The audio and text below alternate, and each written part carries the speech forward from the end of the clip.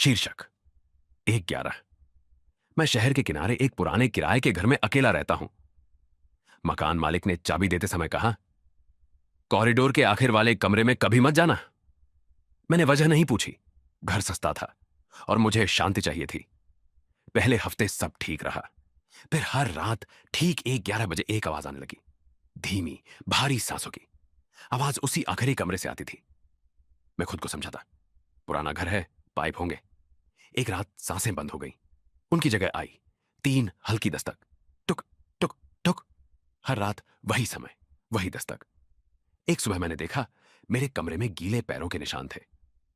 वे मेरे बिस्तर से शुरू होकर उसी आखिरी दरवाजे तक गए। मैं मकान मालिक के पास गया। वह काम गया।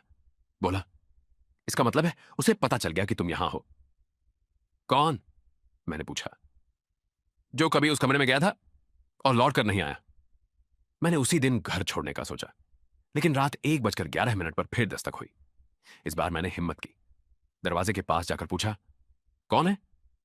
अंदर से आवाज आई, मेरी ही आवाज, मुझे बाहर आने दो। मैं पीछे भागा, अपने कमरे का दरवाजा बंद किया और तब देखा उसमें ताला ही नहीं है। मोबाइल में नेटवर्क नहीं था। खिड़कियां नहीं खुल रही थीं। 1:11 पर मेरे पीछे से सांसों की आवाज आई। मैं मुड़ा। वहां मैं खड़ा था।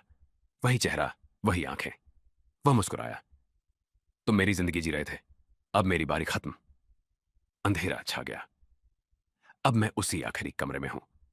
हर रात 1:11 पर सांस लेता हूं। 3 बार दस्तक देता हूं और इंतजार करता हूं किसी और का, जो यहां अकेला रहने आए।